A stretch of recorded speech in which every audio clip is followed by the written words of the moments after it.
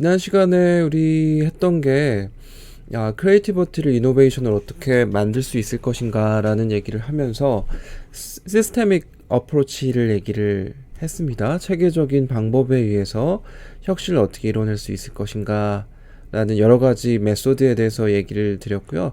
좀 정리를 해보자면은 이 두 가지 커스터머 기준 그리고 기술 기준으로 이노베이션을 이끌어낼 수 있는 접근 방법이 두 가지가 있다 말씀드렸고, 고객에 대한 데이터를 분석하는 방법, 그리고 기술에 관련된 데이터를 분석해서 혁신을 이끌어낼 수 있도록 하는 방법, 몇 가지를 말씀을 드렸어요.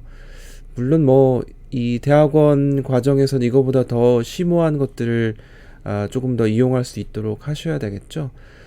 제가 이 연구 박사과정 때 제일 먼저 했던 결과물인데요. 한 20년 정도 된 결과물입니다. 제 첫 번째 논문에서 제가 썼던 건데, 제가 특허 정보를 텍스트 마이닝이라는 걸 이용해서 이렇게 특허 지도라는 걸 그렸습니다. 그 이전까지 그 특허 지도를 그리는 방법들이 대부분 사람에 의해서 기초 통계량을 가지고 그래프를 그리는 경우가 대다수였죠. 그래서 제가 하고자 했던 거는 그런 거에서 조금 벗어나서, 그러니까 대부분 특허 지도가 이렇게 그립니다. 연도를 X축으로 하고, 그리고 Y축은 특허 개수 해놓고 연도별로 특허 개수가 어떻게 바뀌는가, 이 정도를 특허 지도라고 얘기를 했었거든요, 초창기에. 제가 연구를 하고 싶었던 내용은 그런 거는 너무 좀 1차원적이고, 그거보다 특허들의 특성들을 조금 컨텐츠 분석을 통해서 특허들의 관계를 이렇게 맵으로 표시를 하고 어디에 공백이 있는가라는 것들을 한번 찾아가는 연구를 처음에 시도를 해봤었어요. 그래서 제가 쏨이라는 뉴럴 네트워크 방법에 의해서 쏨이라고도 하고 SOF 소폼 그죠? SOFM이라는, 요즘은 그렇게 많이 사용하진 않지만 쏨이라고 부르기도 하고 SOFM이라고 부르기도 하는 이 방법론을 가지고 특허들을 이렇게 매핑을 시켰습니다. 그러기 위해서는 특허 문서로 되어 있기 때문에 이 특허 문서를 벡터화를 시켜야 되겠죠. 그래서 텍스트 마이닝이라는 거를 활용해서 텍스트에 있는 특징들을 뽑아낸 다음에 이거를 벡터화 시키고, 그 벡터에 들어가는 그 수치들은 처음에 제가 시작할 때 활용했던 거는 키워드를 활용을 했었어요. 문서에 어떤 키워드들이 있는가라는 걸 보고 프리퀀시를 이제 계산해 주는 거죠. 몇 번 발생했는가라는 걸 가지고 이 벡터를 만들고, 그렇게 되면 다큐먼트 1, 다큐먼트 2, 다큐먼트 3 이런 식으로 벡터가 다 만들어지니까 이 벡터끼리의 관계를 유클리디안 디스턴스나 혹은 그 코사인 시뮬러리티를 이용해서 벡터가 비슷한 거는 비슷한 위치에, 유사한 애들은 유사한 위치에 매핑을 시키도록 그렇게 만들어서 이 그림을 그렸죠. 그랬더니 이렇게 비어있는 것들이 쭉 나오게 되고요. 그래서 저는 얘네들을 일종의 공백이다, 특허가 별로 없는 공백이니까 얘네들 어떻게 하면 분석을 해서 유망한 기술들을 뽑아낼 수 있을 것인가, 공백이니까. 그래서 여기가 좀 비어있으니까 이 비어있는 걸 어떻게 채울 것인가 라는 것들을 찾아보자 라는 식으로 제가 연구를 했었죠. 그때 처음에 했었던 거는 여기에 비어있으니까 이 주변에 있는 특허들을 잘 관찰을 해보면 요 안에 있는 그 비어있는 요 셀들이 어떤 특성을 가지고 있는가를 찾을 수 있겠다라고 그렇게 이제 제가 그 연구를 처음에 했었는데, 사실 그냥 주변에 있는 특허들을 보면 공백의 의미를 알 수 있을 거다, 그 정도만 이 논문에서는 제가 그 연구 결과물로 썼었고, 그 다음에 했던 게 이제 GTM이라는 거를 적용을 해봤어요. GTM이란 건 어떤 거냐면 요 셀에 들어가는 벡터가 어떤 것인지를 추정을 해주는 거예요. 그러니까 얘네들은 기존 벡터가 있어서 분석할 때 문서를 벡터로 다 만든 다음에 걔네들끼리 쭉 매핑을 시킨 거고, 요 비어있는 영역들 있잖아요. 이거는 잘 모르겠는데 라고 남겨둔 거죠. 그런데 GTM이라는 이 방법론, 이것도 뉴럴 네트워크인데 이 방법론이 이 문제를 해결해 줬어요. 그래서 이 비어있는 셀이 어떤 벡터를 가지고 있을 것인가라는 거를 이제 일종의 역발상이랄까요? 뭐 역계산을 통해서 이 비어 있는 것이 특허가 매핑되어 있지 않지만 만약에 여기에 특허가 들어간다면 이러이러한 벡터가 될 것이다 라는 걸로 계산을 해주는 거죠. 그렇게 되면 공백에 들어가 있는 이 영역의 특허가 어떤 특성을 지닐 것이다, 키워드는 이게 어떤 키워드가 제일 많이 나오고 어떤 키워드는 잘 안 나오는 그런 특허입니다 라는 특성을 얘기를 해줄 수 있다는 거죠. 그래서 그런 식으로 제가 이 공백의 의미 같은 것들을 분석해서 제안을 하기 시작을 했습니다. 이런 식으로 뭔가 혁신적인 제품, 지금까지 개발 안 돼 있는 특허, 유망한 특허, 이런 것들을 찾아서 제시해주는 이런 연구들을 제가 열심히 하고 있습니다. 그래서 이런 게 일종 시스테믹한 어프로치라고 얘기할 수 있겠고요. 네, 그래서 지금까지는 개인의 크리에이티비티의 특성을 얘기를 해봤고, 그 크리에이티비티를 이노베이션으로 연결하기 위해서 개인적으로 혹은 뭐 기업 수준에서 활용할 수 있는 툴들이 어떤 게 있는가까지 우리가 얘기를 해봤습니다. 그래서 개인에 관련된 걸 우리 커버를 해봤고요. 두 번째, 기업에 의한 R&D를 가지고 이노베이션을 추구하는 경우를 말하는 거죠.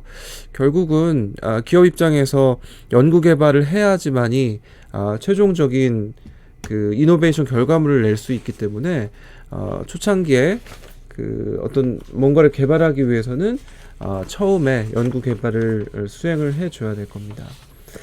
그래서 일반적으로 우리가 연구 개발 타입을 나눠보면은 이런 식으로 이제 나눠볼 수가 있을 텐데, 한번 뭐 그래프를 한번 그려보죠. 이 대부분 프로세스가 이렇습니다. 기초 연구를 하고 나면 그 다음에 응용 연구를 하겠죠. 응용 연구. 그 다음에 연구가 끝나면 개발을 할 거고요. 개발. 그 다음에 뭐 엔지니어링, 뭐 시험 평가. 좀 좁네요.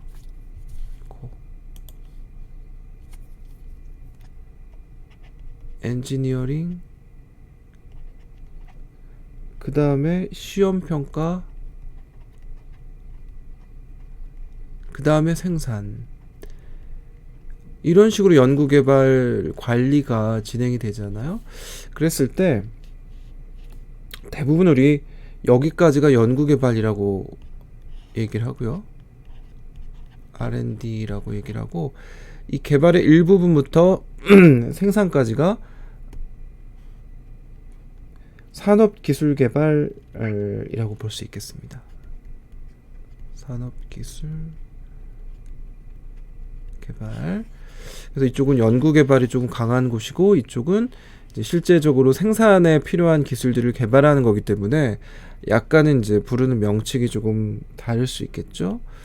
그랬을 때 우리 창의성의 그래프를 보면 다분히 기초연구와 응용연구 개발 이런 쪽에서 창의성이 조금 많이 발휘가 되어야 될 것이고, 이 뒤쪽으로 갈수록 엔지니어링이나 생산 이런 쪽으로는 창의성이 그렇게 높지 않다라고 볼 수 있겠고요. 다만 비용 같은 경우에는 조금 반대로 얘기를 할 수 있겠죠. 비용은 이런 식으로, 물론 연구개발 비용도 많이 투입이 되긴 하지만 실제로 돈이 많이 들어가는 쪽은 생산 이런 쪽으로 비용이 많이 들어가기 때문에 창의성의 그래프와 비용의 그래프는 이런 식으로 그려진다, 이렇게 얘기할 수 있겠고요. 조금 전에 말씀드린 대로 이런 식의 단계를 거쳐서 연구개발 관리가 될 수 있다라는 거고요. 기초 연구, 그 다음에 응용 연구, 개발. 그래서 제가 요 위쪽에 세 가지를 써놔봤습니다. 자, 기초연구하고 응용연구는 어떻게 해야 될까요? 목적하는 바가 조금 다르겠죠? 기초연구라는 거는 즉각적인 커머셜 애플리케이션이 없어도 좋은 것. 그래서 특정한 토픽이나 필드에 대해서 이해를 높이기 위해서 연구하는 거를 기초연구라고 얘기를 합니다. 뭐 이론적인 연구를 진행하는 것들이 많이 존재하겠죠. 그 다음에 어플라이드 리서치라는 거는 이게 응용 연구이기 때문에 산업에 적용할 수 있는 그런 연구를 하는 거를 응용 연구라고 얘기를 합니다. 그래서 특정한 니즈를 만족시키기 위해서 어떤 연구를 수행하는 거라고 볼 수 있겠고요. 실제로 디벨롭먼트는 이런 앞쪽에서 나온 연구개발 결과를 가지고 프로덕트로 디바이스나 머티리얼, 프로세스 이런 것들을 만들기 위해서 난리지를 적용시키는 행동들 이런 것들을 개발이라고 얘기를 하는 거죠. 그래서 이론적인 거를 찾아서 제시를 하는 거 그리고 이거를 산업에 어떻게 활용될 수 있을 것인가라는 거를 연구하는 거 그것으로부터 어떤 기기나 혹은 뭐 물질 이런 것들 만드는 거를 개발이라고 얘기를 하지 않겠습니까? 네, 그래서 R하고 D를 우리 항상 얘기를 하는데 흔히 삼성을 보면은 삼성 종기원에서는 R을 많이 한다고 볼 수 있겠고요. 그 다음에 D는 삼성전자 사업부의 연구개발, 사업부에서도 연구개발 부서가 다 있잖아요. 삼성전자처럼 큰 기업이 중앙에서만 연구개발하는 건 아니고 사업부 자체에서 바로 적용할 수 있는 그런 기술 개발하는 쪽도 당연히 있겠죠. 그래서 R 같은 경우에는 리서치는 삼성 종기원에서 많이 하는 거고 D 같은 경우에는 삼성전자 사업부에서 핸드폰 사업부나 혹은 반도체 사업부 이런 데서 직접 적용할 수 있는 기술을 개발하는 목적으로 D를 진행을 하게 되는 겁니다. 그래서 예전에 그 삼성종기원 뭐 꽤 오래된 얘기인데 예전에 손욱 원장님이 삼성종기원에 계실 때 되게 유명하신 분이잖아요. 그분이 삼성종기원 원장 하실 때 삼성전자 사업부에서 이제 3G에서 LTE로 넘어가는 그 시점이었는데 삼성전자 사업부에서 3G를 조금 연구를 해달라라고 요청이 왔다고 하더라고요. 그래서 삼성 종기원에서 손욱 원장님이 자신들의 롤은 그런 게 아니다. 우리는 5년 이상 이후에 적용할 수 있는 기술 개발하는 곳이지 바로 적용할 수 있는 뭐 1, 2년 안에 적용할 수 있는 기술을 개발하는 곳이 아니다. 우리의 롤을 좀 명확히 하자라고 하면서 거절했다고 얘기를 하시더라고요. 그래서 R이라는 거는 한 5년 이상 뒤에 적용할 수 있는 그런 기술 개발, 연구 개발하는 게 R 쪽이 조금 더 강하다고 볼 수 있겠고 D라는 거는 한 3년 이내? 2, 3년 이내라고 쓸까요? 2, 3년 이내에 적용할 수 있는 기술을 개발하는 걸 D라고 얘기하는 게 적절할 것 같습니다. 기업에서 그 R과 D 좀 전에 말씀드린 건데 리서치 워크를 제일 많이 하는 그런 곳이 어딘가 그리고 디벨롭먼트 워크를 많이 하는 곳이 어딘가 비교를 해보면 센트럴 코퍼레이트 리서치 아까 제가 얘기한 삼성 종기원 같은 곳이 센트럴 코퍼레이트 리서치고요. 그 다음에 디비전 사업부 안에 인터널 R&D 이게 사업부 연구개발 부서인 거죠. 그래서 제일 많이 리서치를 하는 곳이 삼성 종기원 같은 곳이고 그 다음에 역시 뭐 빈도로 봤을 때 사업부의 연구개발 부서에서도 나름대로 리서치를 하고 있다는 거고요. 그 다음에 리서치가 강조돼야 되기 때문에 우리 대학의 역할들 산학협력 많이 하시죠? 산학협력에서의 대학의 역할들 강조될 수 있습니다. 그리고 스튜던트에 의해서 바로 연구개발을 하다가 학교에서 연구를 진행하는 하다가 회사로 들어온 그런 인력들, 그리고 에듀케이션에 의해서 리서치하는 경우, 또 유니버시티 의뢰종 프로그램에 의해서, 이거는 뭐 그러니까 이게 이제 산학협력이라고 할 수 있겠네요, 그죠? 아까 제가 말씀을 좀 잘못 드린 것 같은데, 산학협력이 여기 의뢰종을 한다는 거니까 산학협력이겠고, 여기선 아예 그냥 이것도 산학협력이긴 한데 사실 대학한테 그들이 가지고 있는, 대학에서 가지고 있는 기술을 가지고 온다든지, 아니면 대학한테 뭐 투자를 한다든지, 연구개발 비용을 준다든지, 이런 식으로 해서 R의 결과물을 가져오려고 하는 게 3번이라고 볼 수 있겠습니다. 그리고 컨설턴트, 컨트랙트 R&D, 그리고 조인트 벤처, 뭐 이런 식으로 해서 리서치를 진행을 할 수가 있다는 거죠.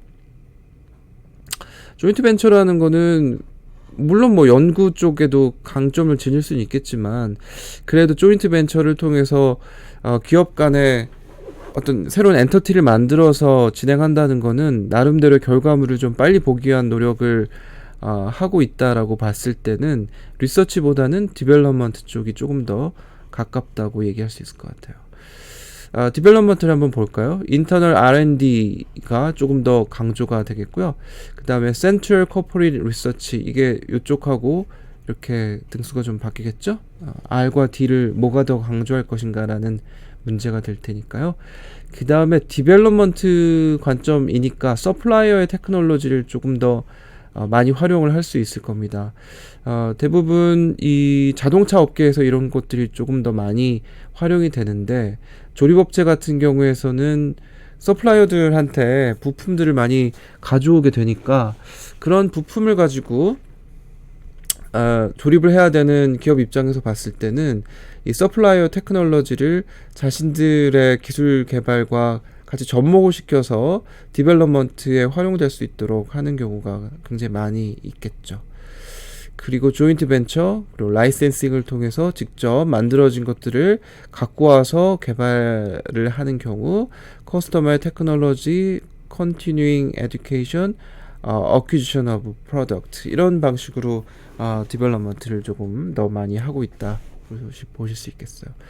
확연하게 두 개가 차이가 많이 나죠. 이쪽은 중앙연구소의 역할, 또 유니버시티의 역할이 중요했었는데, 여기서는 사업부에서의 R&D, 그리고 외부에 있는 또 아주 밀접하게 연관 있는 서플라이어들이나 또는 조인트 벤처 또는 라이센싱, 이런 것들이 조금 더 강조된다라고 얘기할 수 있겠습니다. 리서치에서는 라이센싱이라는 게 없죠. 왜냐하면 연구를 하는데 라이센싱을 해서 이미 만들어져 있는 것들 가지고 활용해서 디벨롭먼트 하겠다라는 것하고는 기조가 다르다라고 할 수밖에 없겠습니다. 연구개발을 보면 역사적으로 처음에 시작이 된 거는 뭐 테크놀로지 푸시나 사이언스 푸시, 우리 기술 경영하는 사람들은 요거를 테크놀로지 푸시로 많이 얘기를 하는데, 이 책에서는 이노베이션 얘기하다 보니까 사이언스 푸시까지 내려와 있는 것 같아요. 그래서 두 개를 그냥 뭐 테크놀로지 푸시라고 얘기를 해도 크게 다르지 않다, 이렇게 볼 수 있겠고요. 이거는 20세기 초반에 우리 포디즘이라는 거 많이 들어보셨죠? 20세기 초에 대량 생산을 추구하는 포드의 관점을 우리 포디즘이라고 얘기를 하는데, 포디즘에 의해서 대량 생산이 되게 되고, 또 이게 수요보다 공급이 많다 보니까 우리 뭐 현재 우리나라도 경제가 굉장히, 세계 경제가 안 좋은데, 그때 포디즘에 의해서 세계 대공황이 나오게 되는 계기가 됐지 않습니까? 그래서 요때는 우리가 기술 개발을 가지고 또는 뭐 우리의 과학력을 가지고 뭔가 제품을 만들면은 사겠지, 밀어내기를 하는 거죠. 포디즘의 핵심이 결국은 대량 생산이니까 매스 프로덕션을 통해서 생산을 하고, 그걸 가지고 판매를 하게 되면 고객이 당연히 우리의 기술력을 가지고 만들었는데 사겠지라고 생각을 하는 게 이 테크놀로지 푸시나 또는 사이언스 푸시라고 할 수 있겠고요. 이거는 이노베이션이라는 거는 리니어하게 진행이 된다. 즉 scientific discovery부터 invention, 그걸 가지고 발명하고 그게 당연히 manufacturing에 적용되고 마케팅까지 연결이 되는 방식으로 우린 연구개발을 진행한다라고 보는 거고요. 두 번째, 디맨드 풀은 테크놀로지 푸시하고 반대되는 개념으로 20세기 중반 이후에 나오게 됩니다. 포디즘하고 구별을 짓자면 토요티즘이라고 하는 토요다주의, 여러분 잘 아시죠? 이게 우리 기업사에서 보면은 포디즘하고 토요티즘 이 두 가지를 굉장히 대비시키면서 많이 얘기를 하고 있는데, 토요티즘의 핵심적인 개념이 뭐죠? 어떤 게 핵심적인 개념인가요? 지트라는 개념이 있잖아요. 그죠? 많이 들어보셨죠? 저스트 인 타임이라는, 적시 생산이라는 거죠. 적시 생산.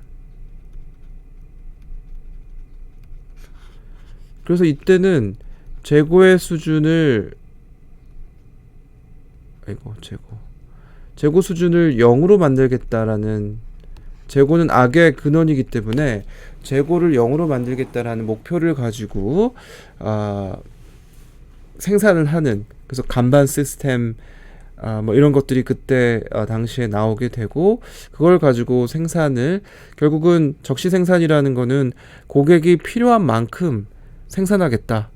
그래서 중간중간에 최종 생산품의 개수를 보고 필요한 부품의 개수가 나와지게 되고 필요한 만큼만 달라고 해서 가져가게 되고, 이런 걸 이제 간반 시스템이라고 얘기를 하잖아요. 그 토요타 입장에서 봤을 때는 굉장히 효율적인 시스템이 되겠지만, 뒤쪽에 있는 서플라이어 입장에서 봤을 때는 아주 곤혹스러운 시스템이 될 수밖에 없겠죠.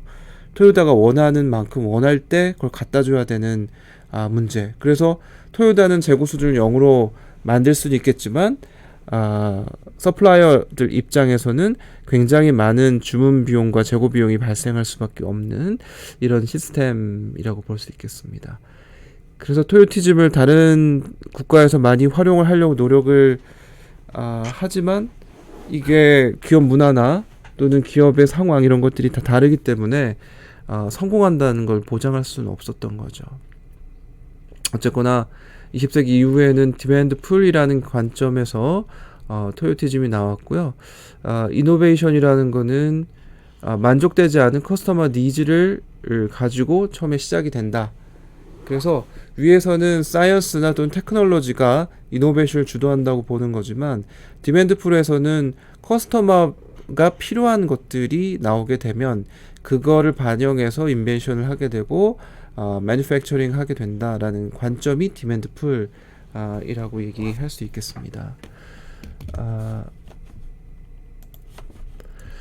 최근의 관점으로 봤을 때는 사실 뭐 디맨드 풀하고 사이언스 푸시 두 개를 뭘 선택할 것인가라는 걸 보면, 글쎄요, 뭐 대부분이 시장이 더 중요한 우위에 있기 때문에 디맨드 풀이라는 게 조금 더 강조가 되지만, 디맨드 풀로만 해결될 수 있는 건 아니고 기업들하고 커스터머 또 서플라이어 그리고 유니버시티 이런 다양한 플레이어들과의 콜라보레이션에 의해서 이노베이션을 하자. 그래서 나온 게 오픈 이노베이션이니, 그죠? 우리 기술 경영에서 강조되고 있는 게 오픈 이노베이션, 그리고 조금 더 스페시픽하게 얘기를 한다면 유저 이노베이션. 이 MIT의 교수가 그 사람 이름이 뭔지 제가 기억이 안 나네요. 유저 이노베이션을 주창해서 그거 유저들로부터 이노베이션을 어떻게 끌어낼 수 있을 것인가라는 거를 많이 연구를 하고 있고, 오픈 이노베이션도 역시 아주 중요한 개념으로 받아들여지고 있습니다. 모델 관점에서 보면은 슌페터가 얘기한 기술 혁신의 대가죠. 슌페터 학회도 있어요. 슌페터 학회, 슌페터 상 이런 게 있어가지고 기술 혁신에 기여하는 사람들한테 슌페터 상을 주곤 하는데, 슌페터가 얘기한 세 개 페이즈에 의하면 인벤션 요걸 바탕으로 해서 이노베이션을 일으키게 되고, 그 다음에 디퓨전이 일어날 것이다. 다분히 이제 테크놀로지 푸시 관점을 조금 더 강조를 하는 거죠. 기술을 기반으로 해서 발명이 되고 그걸 바탕으로 프로덕트가 만들어져서 이노베이션을 시킨 다음에 그거를 여러 산업에 전파를 시키면서 디퓨전을 해보자 라는 게 슌페터가 얘기한 내용이겠고요. 그걸 바탕으로 초창기 이노베이션의 그 스터디에서 보면 리니어 모델을 얘기를 합니다. 이때는 베이직 리서치가 진행이 되고 나서 어플라이드 리서치를 진행하고 그 다음에 디벨롭먼트 그리고 프로덕션 이런 방식으로 항상 진행을 하게 된다라고 얘기를 흔히 우리가 하죠. 그런데 이때 조금 문제가 되는 것들, 뭐 문제라기보다는 한계라고 할까요? 리니어 모델이라는 거는 뭐 다른 말로 하면 워터풀 모델이라고도 얘기를 하는데 폭포수 모델인 거죠. 위에서부터 밑으로 떨어지는 이런 식으로 폭포처럼 베이직 리서치로부터 끝까지 프로덕션까지 한번 시작이 돼서 끝으로 프로덕션으로 끝나는 이런 모델들을 얘기하다 보니까 이게 기존의 리니어 모델은 조금 몇 가지 문제점들이 있더라. 일단 첫 번째는 그 피드백이 존재하지 않는다라는 게 문제고요. 피드백이 없다. 즉 프로덕션이나 디벨롭먼트 여기에서 나오는 여러 가지 그 뭔가 아이디어들이나 또는 시사점들이 있을 텐데 그런 것들이 뒤쪽에 전달이 돼서 리서치를 조금 더 구체적으로 잘할 수 있는 이런 것들이 잘 워킹을 안 하더라 라는 게 첫 번째 단점이었고, 두 번째는 R이 없는 리서치가 없는 혁신도 있다. 그러니까 우리가 굳이 혁신을 하려고 했을 때 굳이 연구개발부터 꼭 시작을 해야 될 것인가. 그렇게 하지 않고도 혁신을 하는 경우도 꽤 많더라. 흔히 우리가 물론 뭐 스마트폰 같은 경우에 연구가 얼마나 들어가 있는지 한번 분석을 해볼 필요가 있을 것 같은데 흔히 그 세계 제품이라고 얘기하는 것들이 R부터 시작이 된 것들이 아닐 수 있다는 거죠. 지금 우리가 알고 있는 것 혹은 디벨롭먼트에 의해서 해결되는 그런 혁신도 존재할 수 있기 때문에 모든 그 혁신이라는 게 이 베이직 리서치부터 시작하는 건 아니다. 그래서 리니어 모델에 대한 초창기 모델인데 리니어 모델에 대한 비판이 일어나게 되고 그 이후에 체인 링크드 모델이라는 게 나오게 됩니다.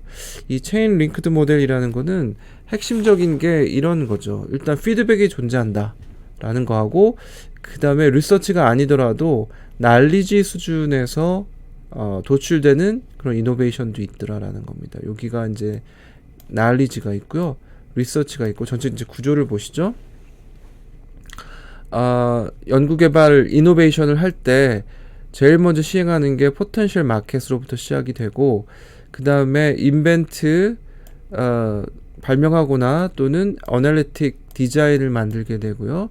그 다음에 디테일 디자인 한 다음에 테스트를 해보고 문제가 있으면 리디자인 한 다음에 그 결과물을 가지고 프로듀스를 한 다음 디스트리뷰션하고 마케팅하게 되는 이런 일련의 센트럴 체인이 존재한다는 거예요. 이 C는 이제 체인이라고 합시다.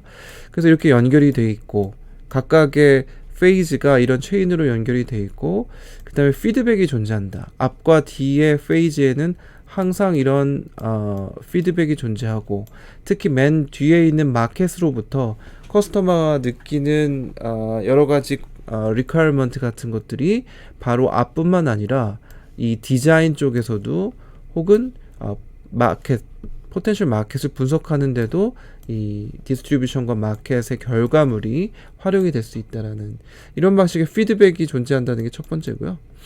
그 다음에 두 번째는 모든 그 이노베이션이 리서치부터 시작이 되는 게 아니고 여기 1번, 2번, 3번, 4번 표시가 있는데요. 1번, 2번은 뭐냐면 만약에 내가 인벤션이나 어널리틱 디자인을 만드는 과정에서 보면 난리지에서 끝나는 것도 다분히 있다라는 거죠. 만약에 날리지에서 해결되는 게 아니면 리서치로 3번으로 간 다음에 그 다음에 이 인벤션이나 디자인을 할 수 있도록 만들어주겠다. 혹은 물론 뭐 R부터 직접적으로 다이렉트로 들어오는 인벤션도 있을 수 있겠다. 하지만 요게 모든 단계에서 다 다이렉트로 리서치로부터 내려오는 게 아니고 대부분 날리지로 해결되는 걸 시도해 보다가 그게 안 되면 리서치로 갔다가 내려오게 된다는 겁니다. 이게 리니어 모델에서 발전된 그런 체인 링크드 모델이라는 얘기가 되는 거죠. 그래서 이게 되게 많이 나옵니다. 그리고 이노베이션을 최근에 이제 얘기하는 부분들이 이런 체인 링크드 모델을 가지고 설명하는 것들이 많이 있기 때문에 한번 공부를 해보시면 좋을 것 같다는 생각이 드네요. 그 다음에 지금 이제 펌에서의 노력들을 얘기하는 거고요. 펌에서는 R&D를 통해서 이노베이션을 한다라는 거고, 이노베이션 네트워크를 통해서 이노베이션 하는 경우는 커스터머와 서플라이어 그리고 유니버시티 이런 식으로 같이 협력을 하면서 혁신을 하게 되는 경우를 말할 수 있을 겁니다. 북미 같은 뭐 미국이나 캐나다가 속해 있는 데는 커스터머와 서플라이어들의 과의 관계를 통해서 이노베이션 하는 경우가 많고요. 유럽 같은 경우에는 서플라이어들, 특히 이제 독일이 그 중소기업들이 강하니까 서플라이어들하고의 관계를 통해서 혁신하는 경우가 많고, 재팬 같은 경우에는 커스터머 입장, 아까 일본의 토요티즘 얘기를 많이 드렸는데, 일본에 있는 기업들은 대부분 물론 서플라이어와의 협력도 되게 강하지만 커스터머를 보고 커스터머에 맞춰서 제품을 만드는 이런 경우가 굉장히 많이 존재한다. 이렇게 결론을 내릴 수 있을 것 같습니다. 여기에 한 가지를 더 추가를 했는데 컴플리멘트를 추가를 시켰네요. 위에 커스터머, 서플라이어, 컴페티터하고 컴플리멘터 두 가지를 포함을 시켰군요. 요즘은 그냥 혼자서 기술 개발하는 것보다 다른 액터들하고 기술 개발을 협력을 해서 하는 경우가 많이 있는데, 심지어 컴페티터들하고의 관계에서도 협력을 통해서 진행하는 경우가 꽤 있다라는 거죠. 예를 들어 코닥하고 후지를 한번 생각을 해보면, 이거는 컴플리멘터라고 얘기할 수 있을 것 같네요. 이거는 이제 두 번째 컴플리멘터 같은 경우를 보면은 코닥하고 후지, 코닥하고 후지,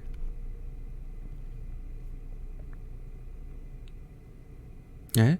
이런 경우에는 이건 뭐 컴페티터라고 얘기를 할 수 있겠네요. 코닥이 후지하고 카메라나 필름 마켓에서 경쟁을 하게 되는 거죠. 코닥 필름 있고 후지 필름이 있으니까.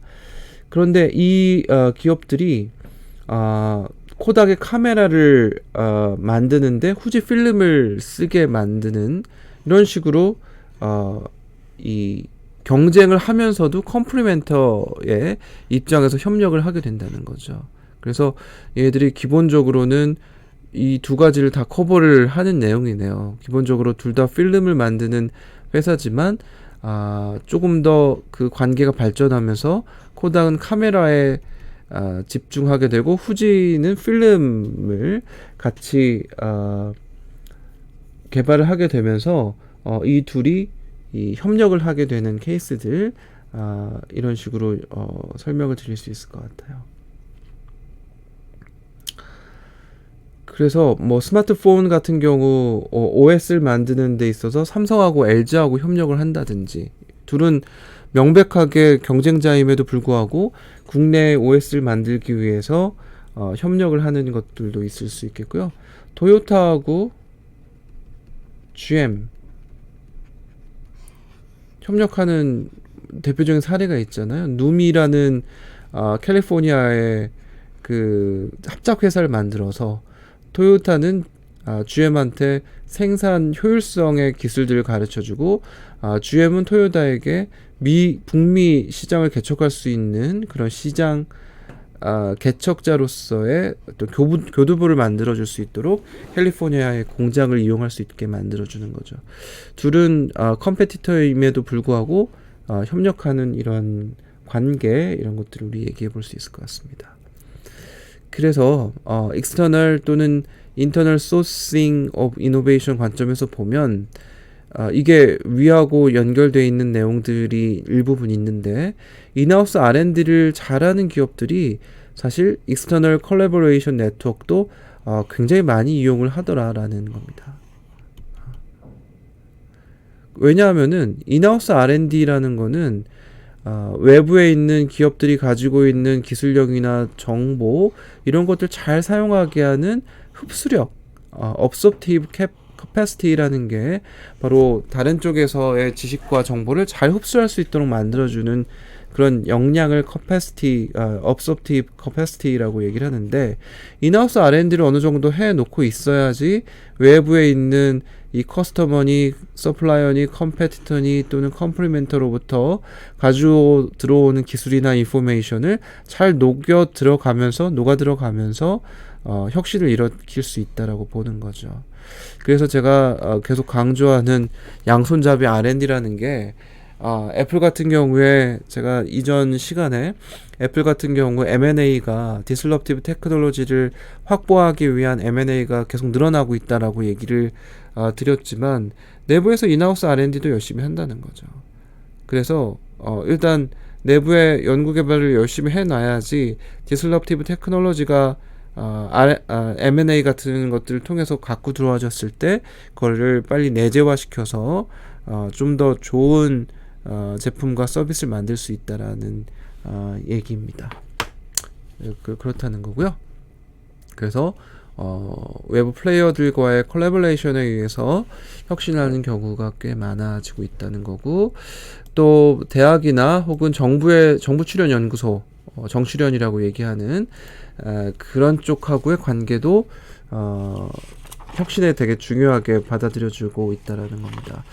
대학 같은 경우에는 우리 수강생분들 중에 지금 대학에 계신 분들이 많이 있는 걸로 알고 있는데 대학 같은 경우에는 초창기에는 그런 게 없었죠. 대학에 있는 사람들이 기업들한테 연구개발 결과를 가지고 뭔가 기술 이전을 하거나 이런 것들이 거의 불가능했었는데 최근에는 그런 대학에서 연구 결과가 이노베이션을 촉진시키는 이런 역할들 많이 하고 있고요. 미국 같은 경우에 1980년도에 바이돌 액트가 이제 대학들이 로열티를 수입으로 얻을 수 있도록 합법적으로 만들어주게 되면서 많은 기업들이 대학하고 연계를 갖고자 했었고 그래서 기술 이전 부서 같은 것들이 그때 만들어졌다고 볼 수 있겠습니다. 그래서 법적으로 이제 가능해지니까 결국 대학에서 굉장히 좋다라고 생각할 수 있는 특허 같은 것들을 기업에 이전을 시키면서 기술 이전비 같은 것들을 차곡차곡 쌓이게 되는 거죠. 대학의 인벤션으로부터 레비뉴가 되게 작긴 한데 이 대학들은 사실 연구개발을 통해서 논문을 써서 이노베이션에 컨트리뷰션 하는 경우가 조금 더 메인이 아닐까라고 우리가 얘기를 할 수 있을 것 같습니다. 그래서 대학에서 논문을 써가지고 출판을 하면 제가 현대자동차 같은 데 가서 보면은 현대자동차에서도 논문 분석을 굉장히 열심히 하고 있더라고요. 특허보다 더 논문이 조금 빠른 분야도 있을 수 있기 때문에 대학의 그 교수들이 연구를 하게 되면은 그걸 가지고 이제 기업에서 혁신을 촉진시킬 수 있도록 하는 이런 방향 같은 것들을 고려해 볼 수 있겠다라는 거죠. 그래서 직접적으로 기술 이전을 하는 경우 그리고 논문을 통해서 사람들의 연구를 지원을 해주는 경우 이렇게 구분 지을 수 있겠고요. 정부의 역할은 자체 정출연 연구소를 가지고 있는 경우 사이언스 파크나 또는 인큐베이터를 만들어서 지원을 하는 경우가 있고요. 또 연구개발비를 그랜트로 지원해주는 경우가 많이 있을 수 있겠죠. 그렇지만 대부분 선진국이라고 할 수 있는 국가에서는 인더스트리의 연구개발이 굉장히 많을 수밖에 없는 거고요. 그 다음에 뭐 이태리나 혹은 뭐 러시아 같은 경우에는 이 정부 주도 연구개발이 조금 더 활성화되어 있다. 이렇게 비교해서 얘기할 수 있고, 많은 부분 이제 개발도상국 같은 경우에는 정부 주도의 연구개발 시스템이 만들어져 있다라고 얘기도 할 수 있을 것 같습니다. 그 다음에 액터들은 민간의 비영리 연구소를 얘기할 수 있겠고요. 여기서는 뭐 요즘 코로나 바이러스 때문에 되게 우리가 어려움을 느끼고 있는데, 이런 비영리 단체에서 연구개발을 스스로 해서 사람들한테 전파를 시키고 그것이 인류의 어떤 좋은 방향으로 나아갈 수 있도록 서포트를 하기 위한 이런 비영리 단체들의 연구개발 결과물을 얘기할 수 있을 것 같습니다. 그래서 그런 게 뭐 파스테르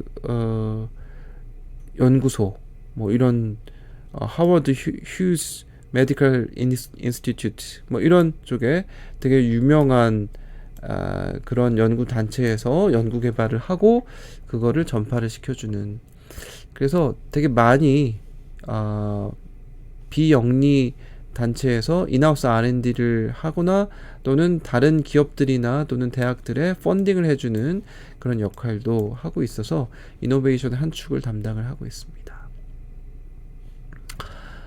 콜래보레이션의 그 유형은 이제 우리 뒤에서도 얘기를 할 건데, 우선 조인트 벤처를 통해서 연구 개발하는 경우, 조인트 벤처하고 뭐 다른 그냥 인포멀한 네트워크를 형성하는 거하고 다른 점은 출자를 한다라는 게 다른 점이겠죠. 일단 뭐 자본을 출자를 해서 새로운 엔터티를 만들어서 거기에서 연구 개발할 수 있도록 만들어주는 것이기 때문에 조인트 벤처는 어느 정도 커미먼트를 한다라고 할 수 있겠고요.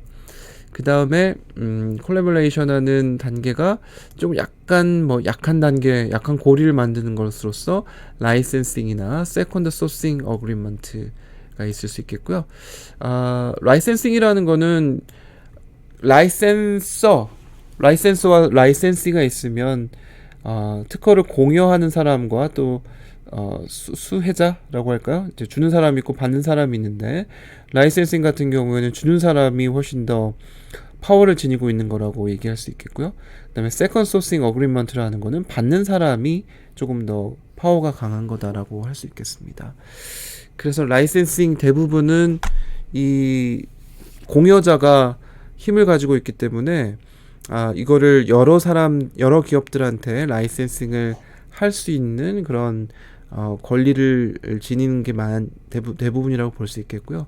세컨드 소싱 어그리먼트 같은 경우에는 공여를 받는 사람이 자신의 어떤 뭐 상표권이나 이런 거를 자신 거화 할 수 있도록 만들어주는, 그래서 그걸 가지고 마케팅도 하고 마치 이제 자기 것처럼 이용할 수 있도록 어그리먼트를 하는 거기 때문에 수혜자가 훨씬 더 힘이 센 거다라고 할 수 있겠습니다. 그 다음에 리서치 어소시에이션, 이거는 뭐 연구 협회 같은 것들이니까 협회에서 만나서 콜라보레이션 하는 경우 조금 더 이제 약한 거죠. Government Sponsored Joint Research Program, 이것도 정부가 돈을 대주고 협력해서 연구 개발하는 형태로 같이 하는 거고요. 그 다음에 Value Added Network 같은 경우엔 뭐 부가가치 네트워크라고 얘기를 하는데, 이게 뭐 정기적으로 사람들이 만나가지고 이 연구개발 아이디어를 주고받고 하는 거를 말하고 있는 거고요.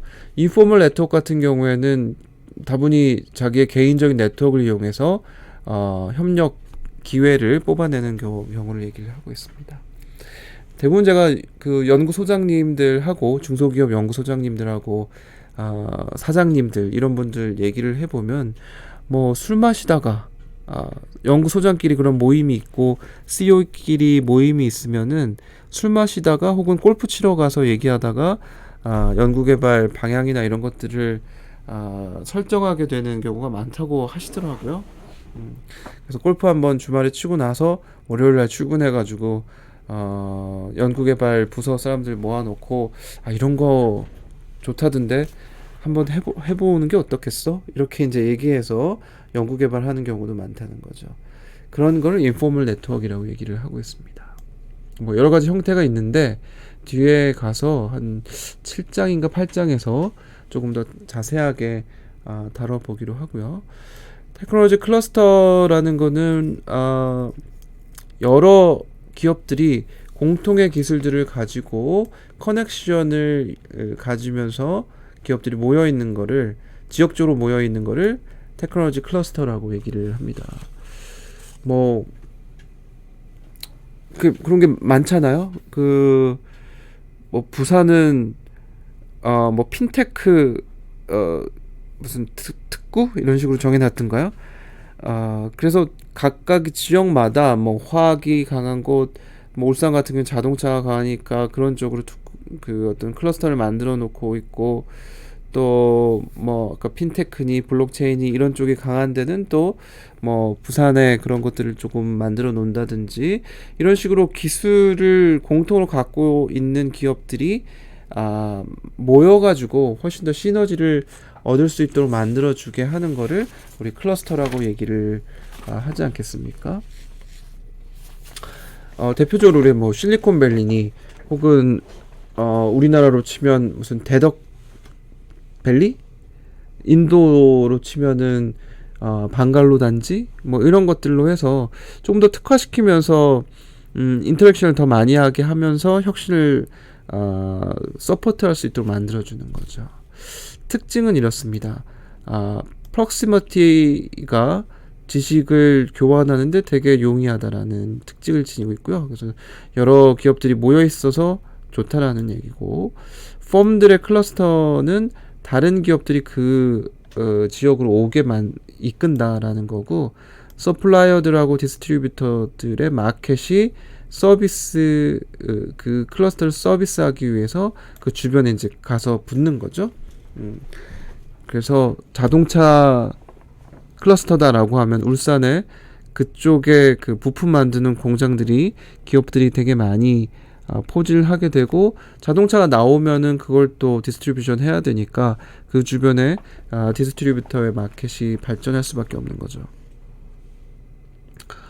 그리고 로컬 레이버들이 더 익스피리언스를 얻게 되면서 가치 있게 된다는 거고, 인프라스트럭처가 발전이 될 수밖에 없는 거죠. 클러스터가 만들어지면 그 주변이 많이 발전을 하게 됩니다. 그래서 의도적으로 정부에서는 클러스터를 만들어서 조성을 하고자 하는 거고, 그 특징들이 이렇게 몇 가지로 정의될 수 있을 것 같아요. 클러스터가 잘 만들어지는 팩터들, 일단 첫 번째 기술의 본질이 어떠냐, 두 번째 그 산업의 특징이 어떠냐, 세 번째 기술의 문화적인 컨텍스트가 어떤 특징을 지니고 있는가라는 것들을 한번 정리해서 볼 수가 있을 것 같고요. 일단 기술의 본질 관점에서 보면 기술 자체가 가지고 있는 날리지 베이스, 이게 클러스터를 이룰 만큼 조금 전문적인 날리지가 필요한 거냐라는 게 우리 좀 논의의 대상이 될 수 있겠죠. 그래서 기본적으로는 이 지식의 전문성 정도가 조금 높아 있어야지 클러스터가 만들어질 수 있겠다. 그래서 사람들이 모여서 각자 같이 얘기를 좀 해야 되기 때문에 그런 지식의 전문성 수준이 좀 높아야 되겠고, 그 다음에 약간 컨트리뷰션 할 수 있는 게 두 번째인데요. 페이턴트나 또는 카피라이트에 의해서 프로텍티드 될 수 있는 정도, 보호될 수 있는 정도가 어느 정도일까라는 거죠. 어떠세요? 여러분들 입장에서 봤을 때 프로텍션 정도가 높으면은 클러스터가 잘 만들어질까요? 아니면 클러스터 그 프로텍션 정도가 낮아야지 클러스터가 잘 만들어질까요? 어떠세요? 둘 다 가능할 텐데 우리 보편적으로 얘기할 때는 프로텍션 정도가 잘 되어야지 특허 시스템이라는 게 그렇잖아요. 특허 시스템이라는 거는 각각의 특허들에 대한 배타적 권리를 주면서 여러 사람이 이용할 수 있도록 만들어주는 게 패턴트 시스템이라는 거죠.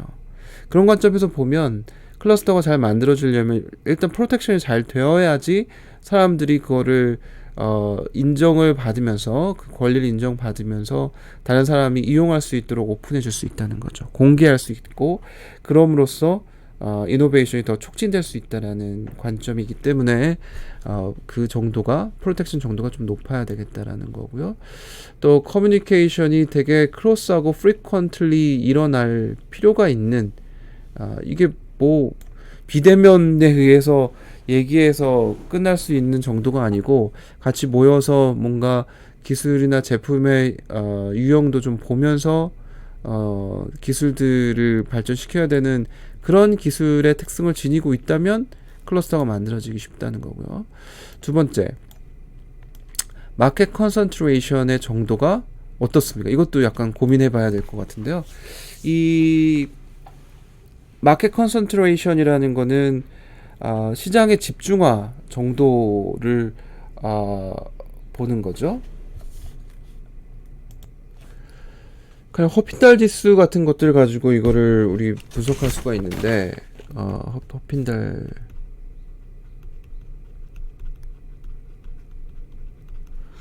이 허핀달 지수라는 거는 각 그 참여자들 뭐 기업이라고 할까요? 여러 기업들의 시장 점유율의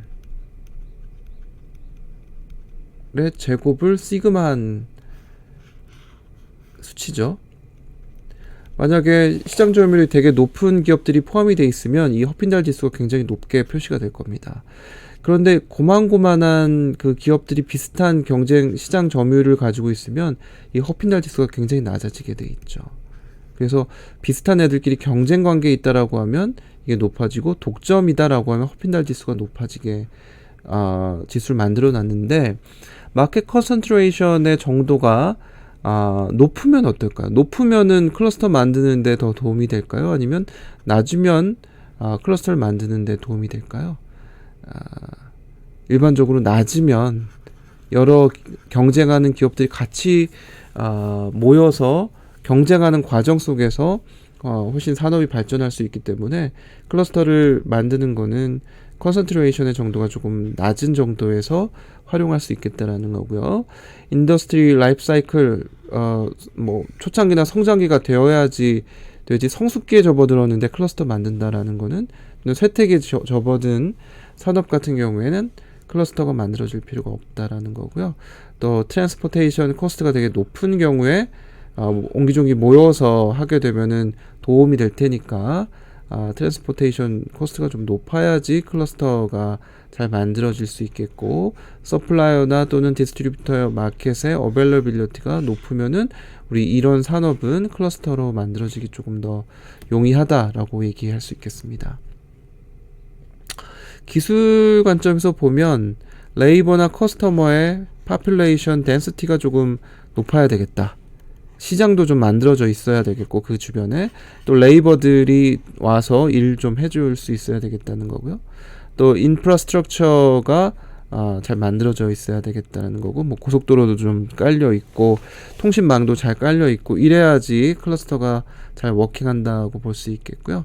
그 다음에 기술 개발이 펀디드 되고 프로텍트 되는 국가적 차이도 고려를 조금 해줘야 되겠다. 그래서 이런 한국이나 혹은 대만 이런 데 보면은 기술 개발에 대한 펀딩을 정부 차원에서 되게 잘 해주고 있고 또 거기서 나오는 기술력 같은 경우를 잘 보호해 주려고 하는 노력들을 하고 있기 때문에 클러스터가 잘 만들어질 가능성이 다분히 높다라고 할 수 있겠습니다. 자, 스피로버의 개념은 파급 효과라는 건데요. 뭐 파급 효과라기보다는 이제 파급 효과란 말은 빼고 파급이라고 얘기를 한다면은 기술 개발한 것들이 다른 쪽으로 이 전파가 되는 거를 스피로버라고 얘기를 합니다. 이 무슨 물잔 같은 게 있다라고 하면 여기다가 물을 쏟으면은 이 조금씩 차다가 옆으로 흘러가지고 다른 쪽으로 쭉 전파가 되잖아요. 그런 거를 우리 스피로버라고 얘기를 하는 거죠. 기술 개발한 거를 다른 기업들이 이용할 수 있도록 이렇게 파급 되는 거를 얘기를 하고 있어요.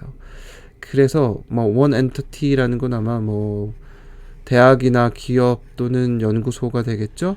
연구개발 엔터티가 다른 엔터티로 전파가 되는 그런 거를 스피로버라고 얘기를 하고 어떤 효과가 있을까? 기술 혁신에 대해서 임팩트를 되게 높일 수 있겠다. 기술 혁신한 결과를 스피로버를 통해서 다른 쪽으로 전파를 시키니까 임팩트가 되게 높다라고 할 수 있겠고, 또 연구개발을 어떤 기업이 하게 되면 그 주변에 있는 기업들도 따라서 연구개발을 한다는 겁니다. 어떤 그 연구자가 연구를 해보니까 특정 기업이 연구개발하는 이런 액티비티가 늘어나게 되면 주변에 있는 다른 기업들의 R&D 익스펜디처도 되게 높아지더라. 콜레이션이 되게 높더라. 그래서 어떤 클러스터 안에 있는 기업이 얼마나 열심히 프로핏을 내고 있고 또 특허 활동을 하느냐에 따라서 다른 기업들한테 영향을 많이 주고 있다는 거죠. 그래서 이 스피로버라는 게 되게 중요한 부분이라는 거고요. 테크놀로지컬 스피로버가 가능하려면 어떤 조건이 만족이 돼야 될까? 프로텍션 메커니즘이 잘 갖춰져 있어야겠다. 아까 클러스터 얘기할 때도 비슷한 얘기인데요. 특허나 카피라이트나 트레이드 시크릿 이런 영업 비밀이라고 우리는 얘기를 하죠. 노하우 또는 영업 비밀 이렇게 얘기하는데 이런 것들이 잘 프로텍션이 되어야지 스피로버가 잘 일어나게 되겠다라는 거고요. 또 언더라잉 날리지 베이스의 그 특성 이게 되게 테시트하고 컴플렉스하다라고 하면은 이 스피로버가 잘 안 된다는 거예요. 우리 한때 우리 2000년도쯤에 지식경영이 되게 유행이었을 때 논학가가 얘기한 테시트 날리지하고 또 익스프리시트 날리지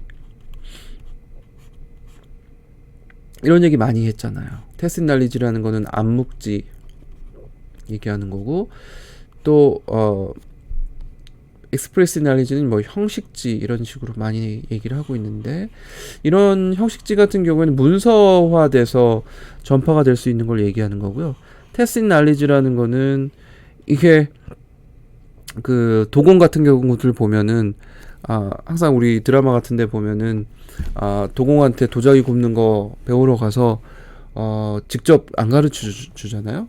뭐 물 길러 오는데 한 3년, 나무 캐는데 3년, 불 떼는데 3년, 한 9년은 해야지 이제 한번 도자기 한번 빚어볼래? 이렇게 이제 나오는 거죠. 그런 과정에서 우리는 그거를 뭐 도예식이라고 하나요? 도식 뭐라고 하죠? 그 어깨너머로 배운다라는 거죠. 직접적으로 얘기해주지 않아도 같이 생활을 하면서 어깨너머로 그거를 알게 모르게 배우게 되는 거를 테시트 날리지라고 얘기를 하는데 만약에 기술 개발이 테시트 날리지 형태로 돼 있다라고 하면은 전파가 굉장히 어렵다라는 얘기입니다. 전파되기가 되게 쉽지 않다. 그래서 요런 굉장히 익스플리시트한 그런 테크놀로지들이 이 전파가 잘 될 수 있겠다라는 거고요. 또 레이버 풀의 모빌리티에 의해서 이동에 의해서 이 스피로버가 되기도 한다. IT에 있는 사람들이 기계 산업에 가가지고 일을 하게 되면 혹은 IT 장비가 기계 산업에서 활용이 되게 되면 IT에 있는 기술들이 기계 산업으로 전파가 된다라고 얘기할 수 있겠죠. 그래서 이런 레이버 풀이 이건 지금 다른 산업을 얘기를 하고 있는데 같은 산업 안에서도 A라는 기업에서 B라는 기업으로 레이버가 이동을 하게 되면 결국은 이 기술이 A의 기업의 기술이 B 기업으로 전파가 되는 역할을 할 수가 있기 때문에 그런 방식으로 연구개발 결과물들이 또는 기술력이 전파가 스피로버가 돼서 파급이 된다.